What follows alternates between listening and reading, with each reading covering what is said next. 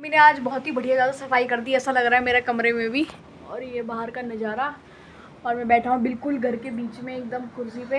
हमारा प्लान बन रहा है आज मार्केट जाने का, और मम्मी को लगवानी है दांतों में कैप, है ना। और मम्मी कह रही है तू बाहर ही चल, आज बाहर ही तुझे खाना वाना खिला देंगे, जो जो कहेगी वही खा लियो। तो अब देखते हैं क्या खाते हैं। एक और लड्डू भैया। ये है स्वादिष्ट। मैंने ये खा।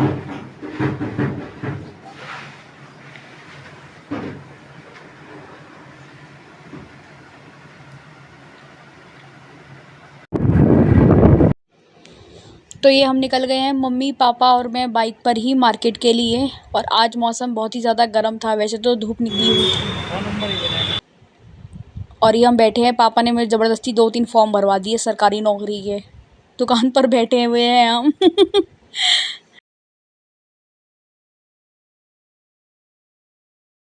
पापा ने मुझे दे दिए पैसे और मुझे कहा जो मर्जी खा, भी इतना हम आते हैं डॉक्टर के पास से होकर। तो मैं जा रही हूँ अपनी फूड प्लेस पे।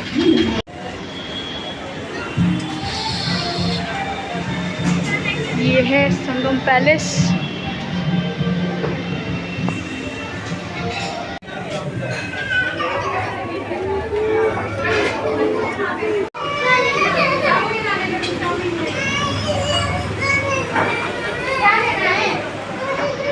यहाँ पर मैंने कर लिए थे हैंड वॉश और फिर टिश्यू पेपर से सोक करके रख दिया। इधर आ गया था मेरा डोसा। पहले तो बात तो भैया कंफ्यूज ही रहते हैं कि डोसा किसका है किसका नहीं। तो पहले पड़ोस वाली को दे दिया, फिर कहा कि अच्छा नहीं नहीं ये तो आपका है। तो फिर मुझे मेरा डोसा मिल गया फाइनली। हमारे पूरे शहर में एक यही जगह है जहाँ डोसा बढ़िया मिलता है। ठीक है, बाकी तो हमने कभी टेस्ट ही नहीं किया, बचपन से हमने यहीं पे खाया है।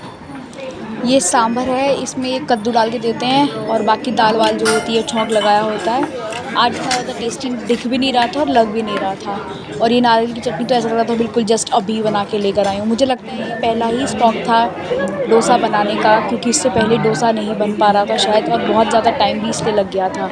और ये शायद पहले ही जो राउंड के जो डोसा होता है वो है, तभी सांभर में भी इतना ज़्यादा टेस्ट नहीं था, क्योंकि ये पकता है बहुत ज़्यादा तब जाके इसमें स्वाद आता है। ऐसे ही चटनी में भी आज इतना कुछ खास स्वाद नहीं था, बट जो भी था भूख तो लगी रही थी। नाश्ता भी था, लंच भी यही था मेरा रोज़ की तरह। पहले तो मैंने सोचा था कि लाइव जाके खाऊंगी, लेकिन फिर मम्मी डॉक्टर के यहाँ चली गई, तो फिर मैंने कहा जैसे भी है वैसे ही खा लेते हैं। तो ठीक था, इतना ज़्यादा कुछ वो नहीं था।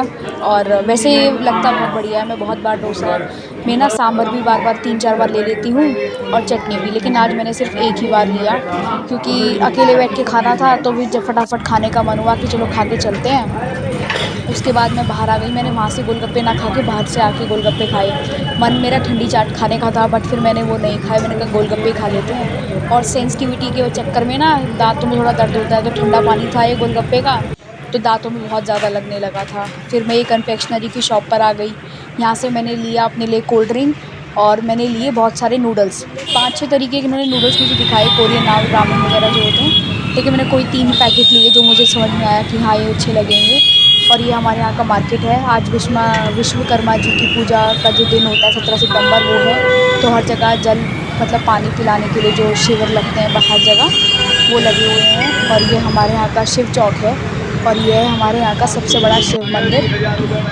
ये रहे हमारे शिव जी, ओम नमः शिवाय। मैंने भी यहाँ पे सर झुकाया और फिर मैं चलती आगे, क्योंकि पापा ने मुझे कहा था कि हम राजन की चाट की दुकान पे तुझे मिलेंगे, तू वहीं पे आ जा।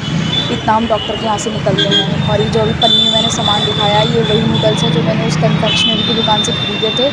और मैंने एक ये थम्स अप की बोतल ली थी, 10 रुपये की थी, लेकिन उसमें स्वाद बिल्कुल भी ज़ीरो है। जब मैं राजन की दुकान पर, यानी कि चाट वाले की जो दुकान है, वहाँ जाके बैठी, तो मैंने सोचा चलो इतना पापा मम्मी आते हैं, इतना इसको मैं पी लूँगी। और जब मैंने पिया, ओहो, इतना ज़्यादा कुछ खास नहीं लगा मुझे। मतलब इससे बढ़िया तो 20 रुपये की सही है, लेकिन वो बढ़िया लगती है थोड़ा सा, उसमें कुछ होता तो है, इसमें तो बिल्कुल मीठा मीठा ही लग रहा था। और ये हमारे यहाँ का है शेर पंजाब, ये सरदार जी की दुकान है।